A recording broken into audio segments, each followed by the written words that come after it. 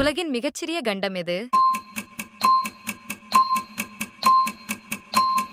விடை: ஆஸ்திரேலியா.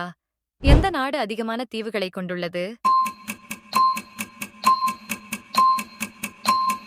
விடை: ஸ்வீடன். 2,70,000 தீவுகள்.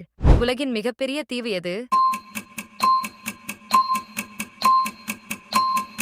விடை: கிரீன்லாந்து. ஒரு மனிதன் சராசரியாக ஒரு நாளைக்கு எத்தனை முறை மூச்சு விடுகின்றான்?